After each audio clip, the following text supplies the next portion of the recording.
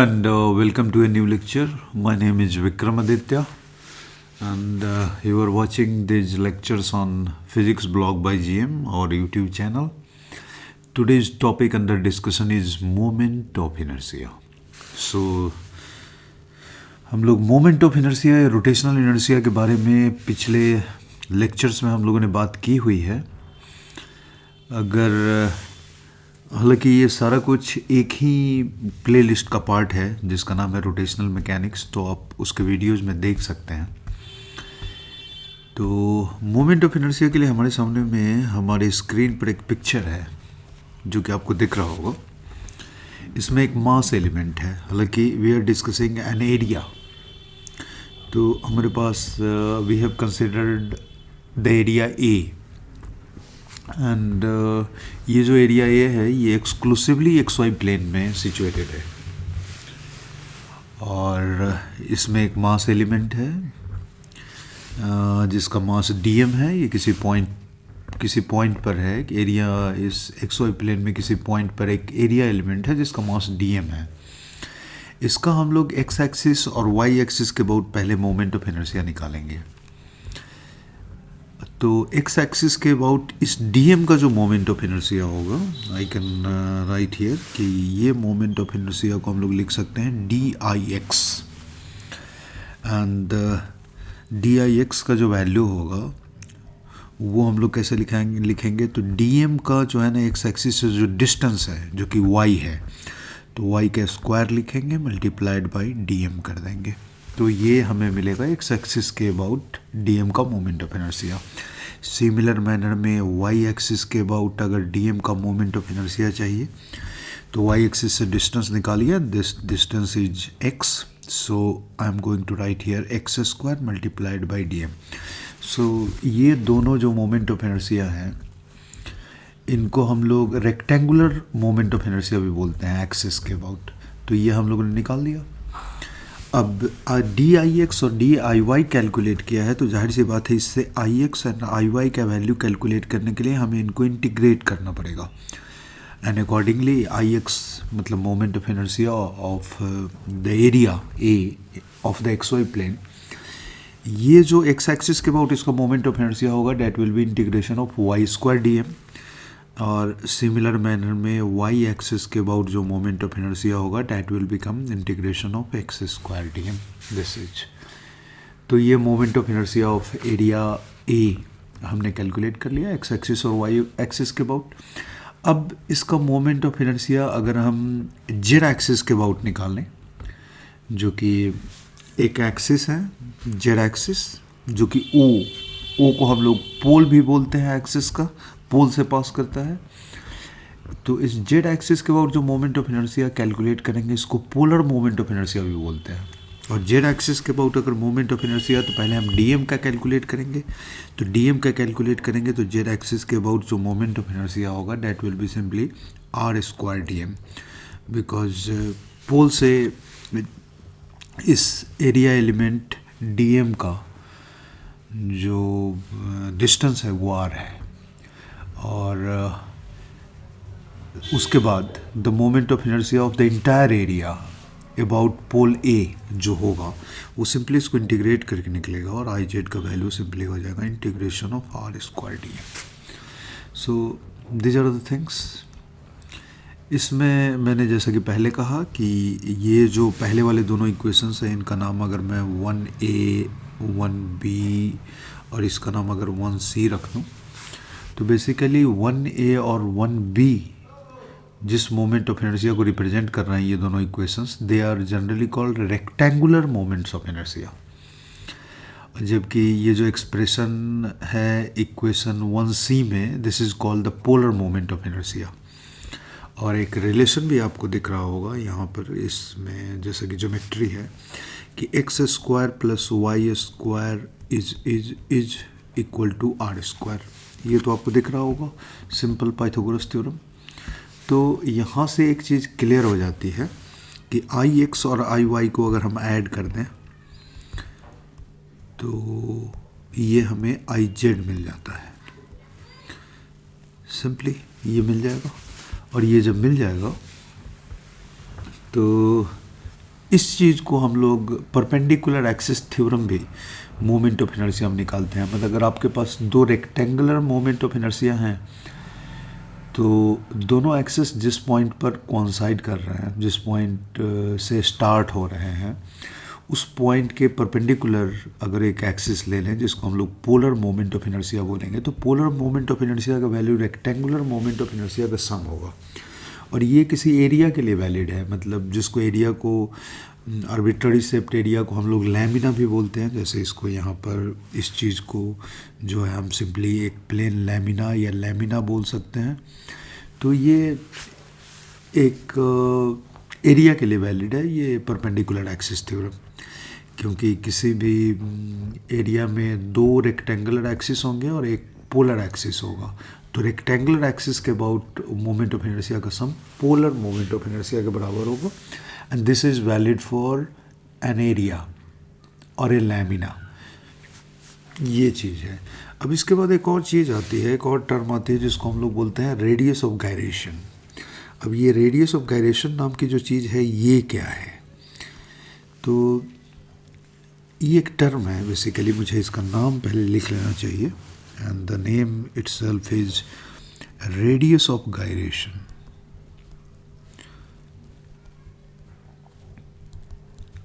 लोग पढ़ते हैं इसको रेडियस ऑफ गायरेशन। और इसमें भी आप वही सोच सकते हैं, जैसे एग्जांपल्स के तौर पर सोच सकते हैं कि आपके पास अगर एक एरिया है, मान लीजिए कि अभी मैं एरिया की बात कर रहा हूँ, तो मान लीजिए आपके पास एक एरिया है ए और इसके रेक्टेंगुलर मोमेंट ऑफ इनर्शिया भी हैं आई एक्स एंड आई वाई, और एक पोलर मोमेंट ऑफ इनर्शिया भी है। चलो मान लिया about point O is the point of intersection of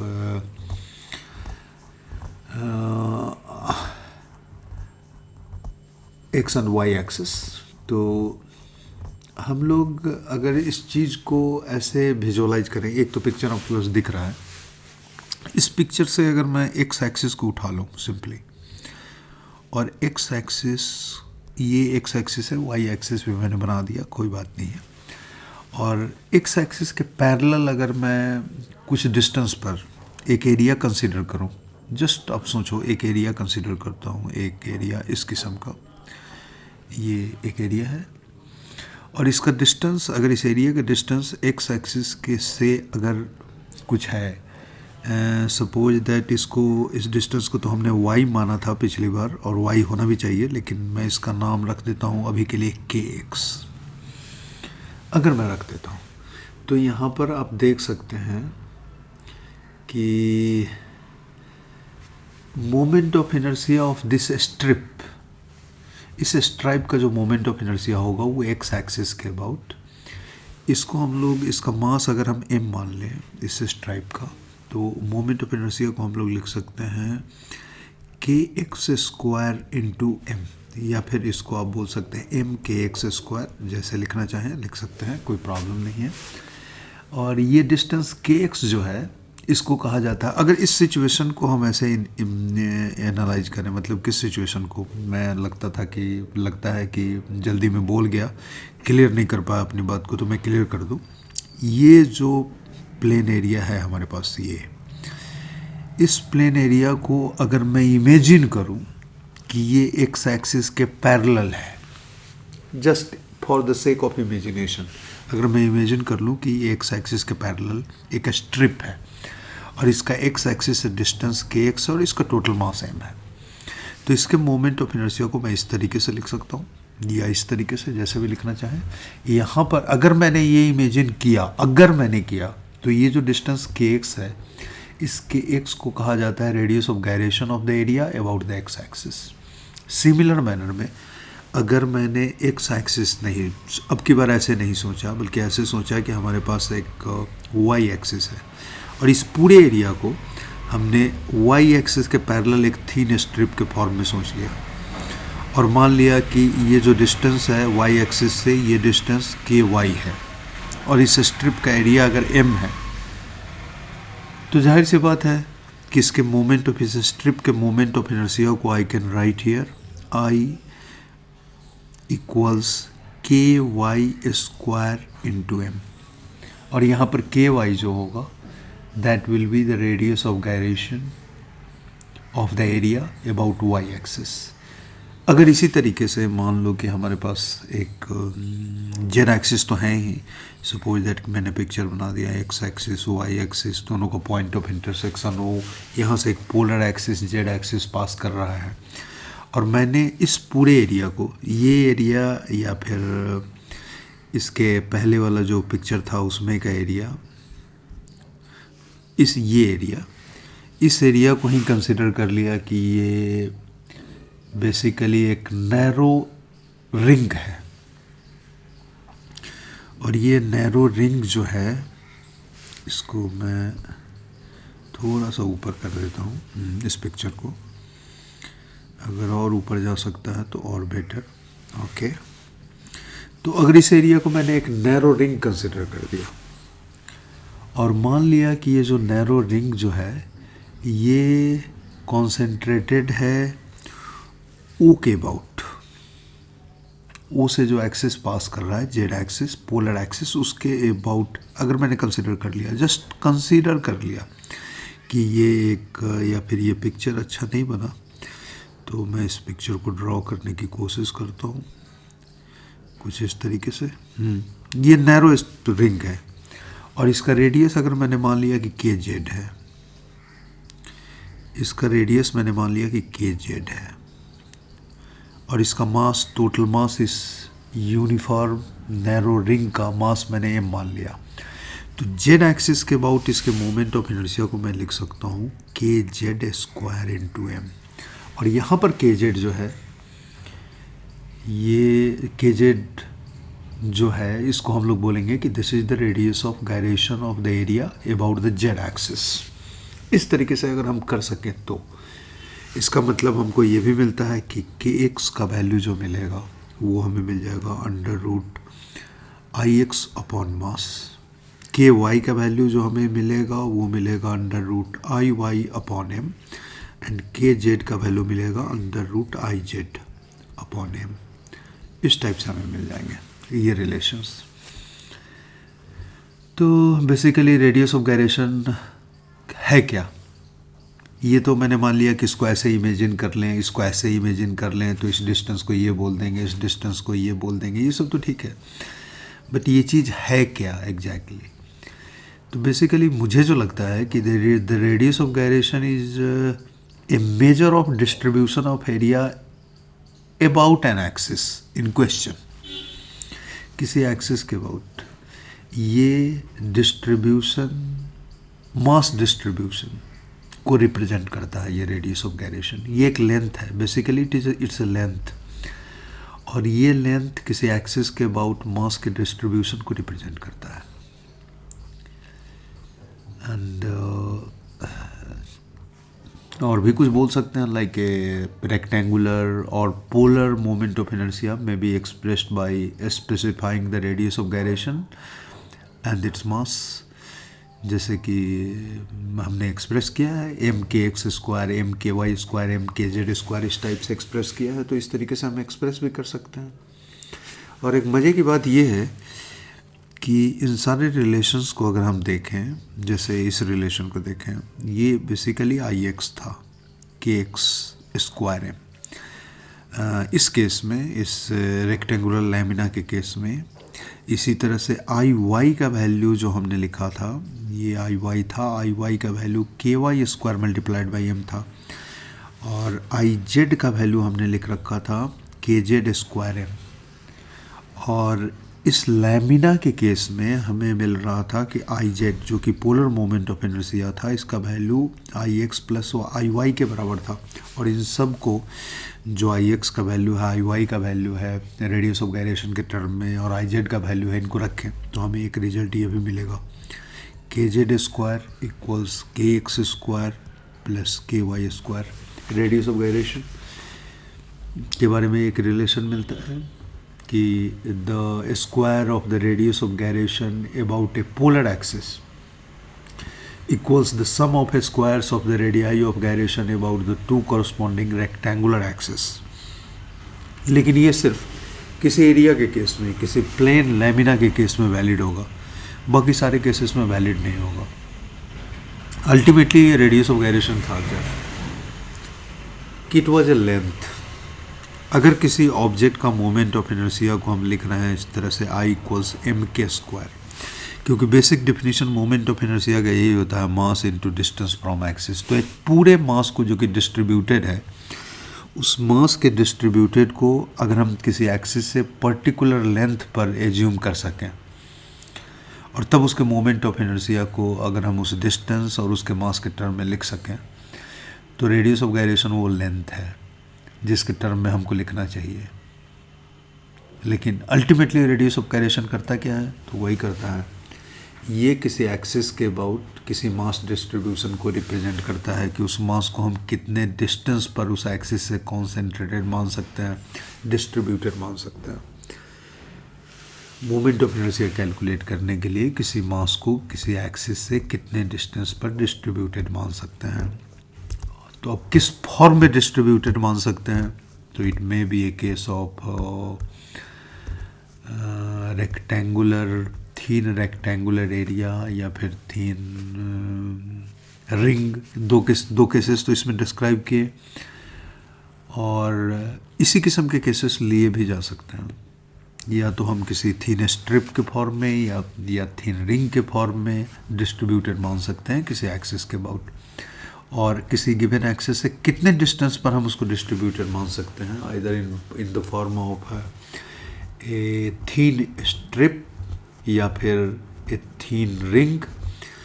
तो इस केस में किसी एक्सिस के अबाउट हम अगर डिस्ट्रीब्यूटेड मान सकते हैं किसी बॉडी में डिस्ट्रीब्यूटेड मास को, तो उस डिस्टेंस को हम लोग रेडियस ऑफ गायरेशन बोलते हैं।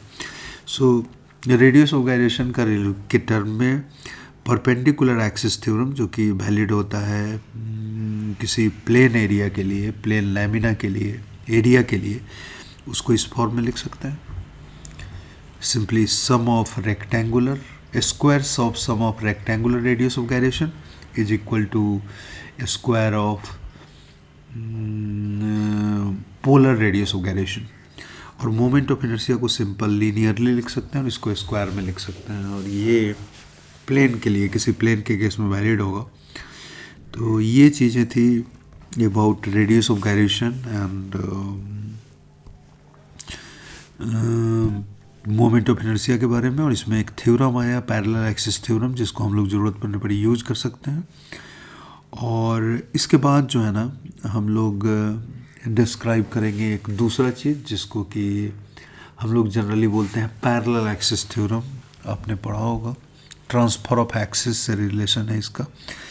कुछ पैरेलल एक्सिस थ्योरम करके एक मोमेंट ऑफ इनर्शिया कैलकुलेट करने का एक थ्योरम होता है, वो भी हम लोग देखेंगे। तो ये पैरेलल एक्सिस थ्योरम बेसिकली होता क्या है, ये पहले हम लोग चेक कर लें कि what is this parallel axis theorem.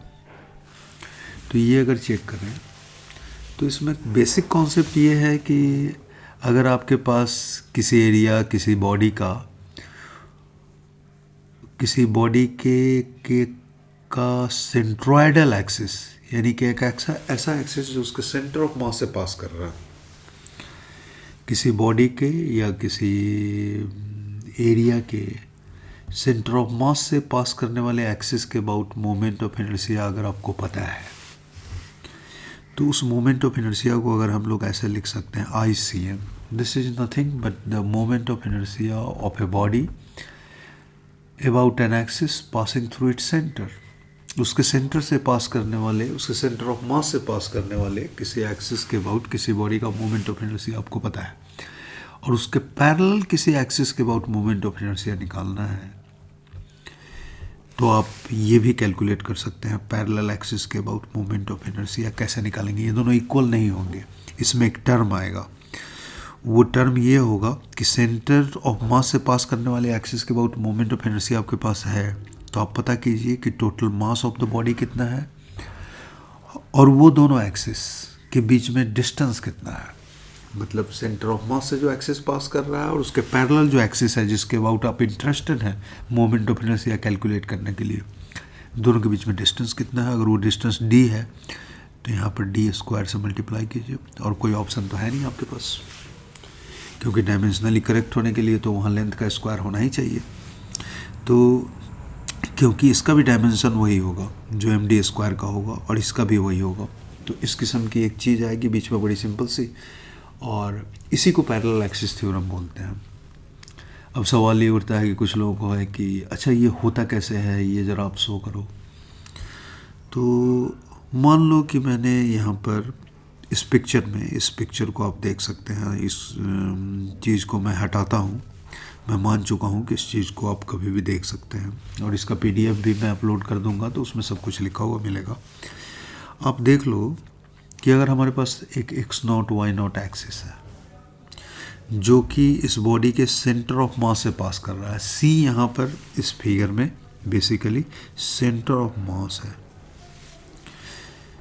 और सेंटर ऑफ मास से दो एक्सिस पास कर रहे हैं, एक x0 एक y0, और इन दोनों एक्सिस के about moment of inertia, suppose that कि इस एरिया का, मैं एक एरिया ले रहा हूँ, इस एरिया का मोमेंट ऑफ इनर्शिया हमें पता है, और मैं सपोज दैट x0 भी सेंटर ऑफ मास से पास कर रहा है, तो सपोज दैट इस एक्सिस के अबाउट पास करने वाला मोमेंट ऑफ इनर्शिया मुझे पता है, और मैं x एक्सिस के अबाउट मोमेंट ऑफ इनर्शिया निकालना चाहता हूँ।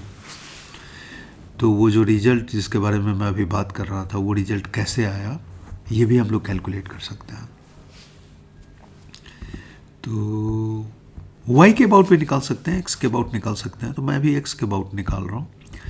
तो मोमेंट ऑफ इनर्शिया का जो डेफिनेशन है, उस डेफिनेशन को यूज करने के लिए हम एक काम करते हैं, एक इस एरिया का एलिमेंट ले लेते हैं, ये dm।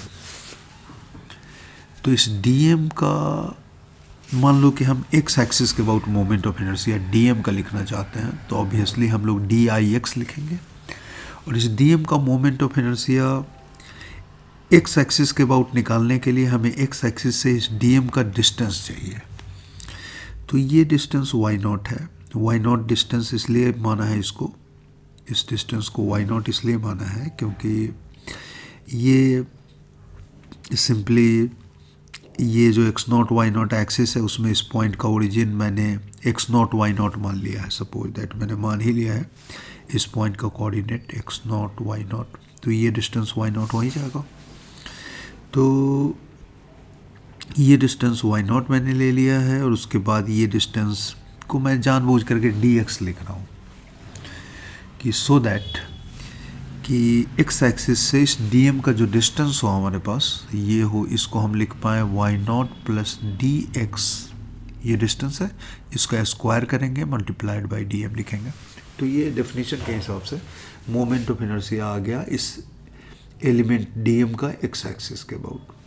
और इसको अगर हम इंटीग्रेट करें, इंटीग्रेट करने से पहले एक्सपैंड भी करना होगा, तो इसका मतलब ये है कि इस एक्सप्रेशन को अगर हम एक्सपैंडिंग और इंटीग्रेटिंग दोनों अगर करें, तो पहले एक्सपैंड कर लेते हैं।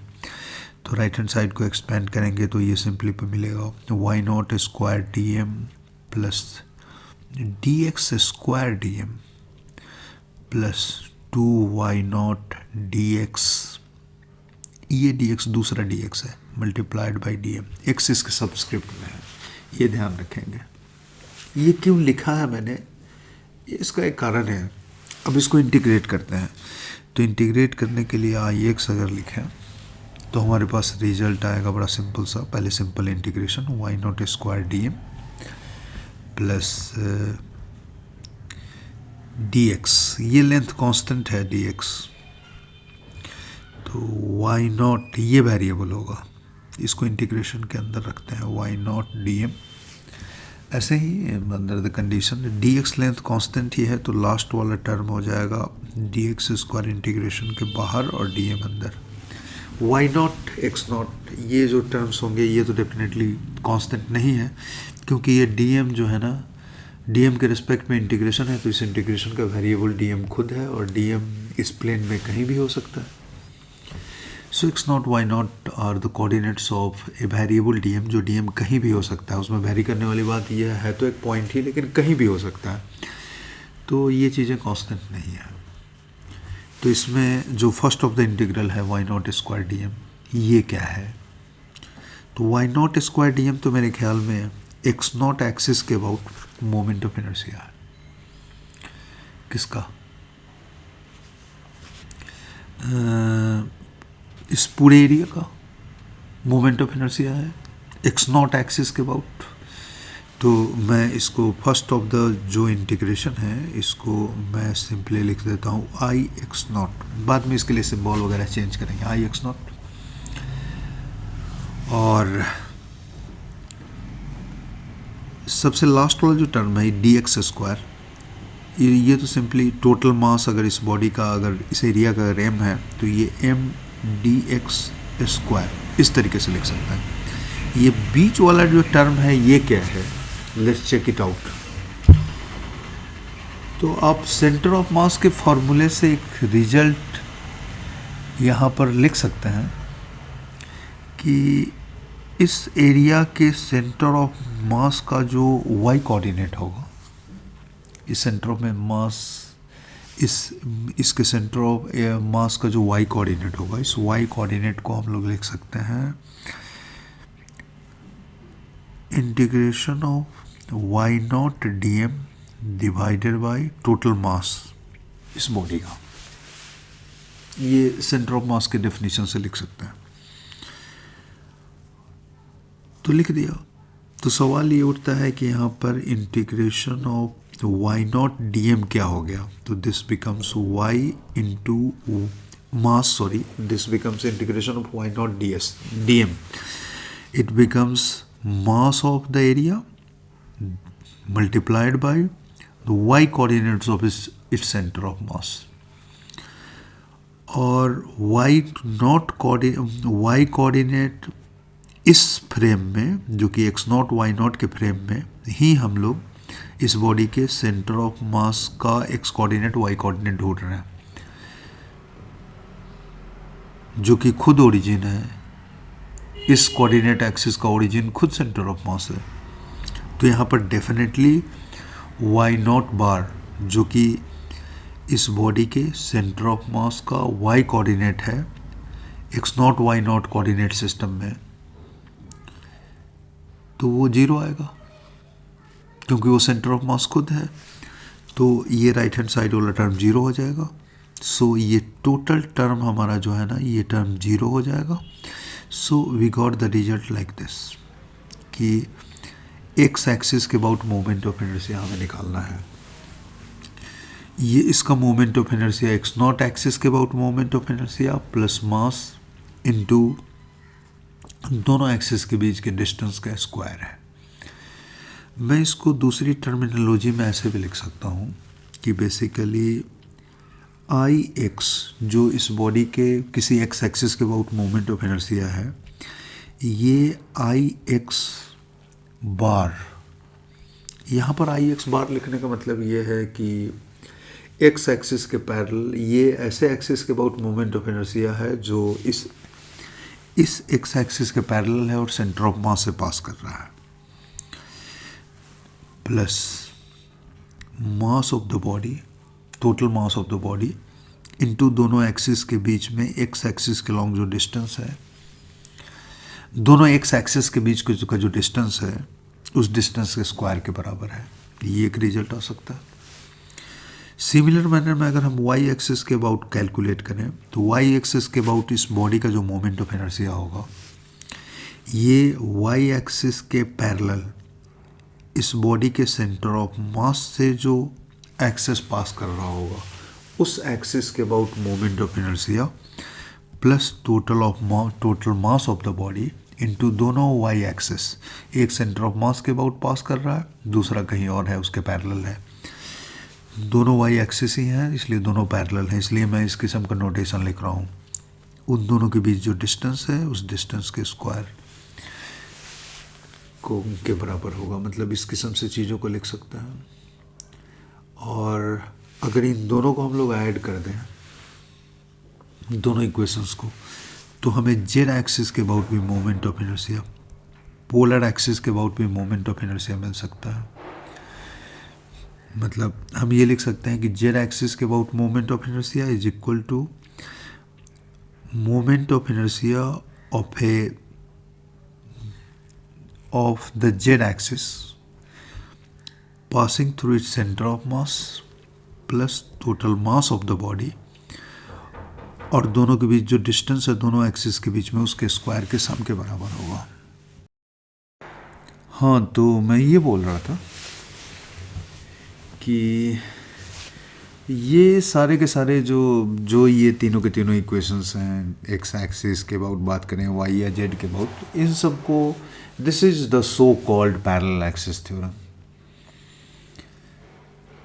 और इसमें ज़रूरी ये है कि दोनों बेसिकली दोनों के दोनों जो एक्सिस होने चाहिए उसमें से एक एक्सिस सेंटर ऑफ मास से पास करना चाहिए किसी बॉडी के, और दूसरा एक्सिस उसके पैरेलल होना चाहिए। Then you can use this. और इसमें क्या है कि ये किसी भी बॉडी के लिए वैलिड है, इसमें कोई 2 डायमेंशन स्पेशल नहीं है ये कि ये प्लेन बॉडी के लिए वैलिड है, ये हर किस्म के बॉडी के लिए वैलिड है। तो लेकिन प्रॉब्लम ये भी है कि ये जो पैरेलल एक्सिस थ्योरम है, this also holds for radii of gyration, क्योंकि आप यहाँ पर इसी रिजल्ट को बड़े आराम से लिख सकते हो। जेड एक्सिस के अबाउट जो मोमेंट ऑफ जो रेडियस ऑफ गायरेशन होगा उसको अगर के मान लें, और ये जो सेंटर ऑफ मास से पास करने वाला जेड एक्सिस के पैरेलल एक्सिस है उसके अबाउट रेडियस ऑफ गायरेशन को अगर हम लोग के बार लिख दें, तो this K square will be equal to K bar square plus masses तो नहीं रहेंगे, ये डिस्टेंसेस डी स्क्वायर के बराबर होगा। और ये रेडियस ऑफ गायरेशन के लिए आप पैरेलल एक्सिस थ्योरम ऐसे लिख सकते हैं। यहाँ पर के बार जो है, लेट मे बी क्लियर कि के बार जो है it is the radius of gyration about the centroidal axis parallel to the axis about which K applies. के जो रेडियस ऑफ गायरेशन है वो इस सेंट्रोइडल एक्सिस के पैरेलल एक्सिस के अबाउट रेडियस ऑफ गायरेशन है, और डी जो है डिस्टेंस बिटवीन द 2 एक्सिस है। तो ये रेडियस ऑफ गायरेशन के लिए भी होल्ड करेगा पैरेलल एक्सिस थ्योरम। सो कभी ज़रूरत पड़े तो लोग आपसे किसी भी रेडियस ऑफ गायरेशन के टर्म में पूछ सकते हैं पैरेलल एक्सिस थ्योरम क्या है, उसका भी जवाब है आपके पास। परपेंडिकुलर एक्सिस थ्योरम भी, तो जो सिंपली मोमेंट ऑफ इनर्शिया के बारे में एक लीनियर इक्वेशन होता है, रेडियस ऑफ गायरेशन के केस में वो क्वाड्रेटिक इक्वेशन होता है, स्क्वायर्स के टर्म में होता है, और कुछ डिफरेंस नहीं है। So I hope you will find this lecture useful. Thank you for watching.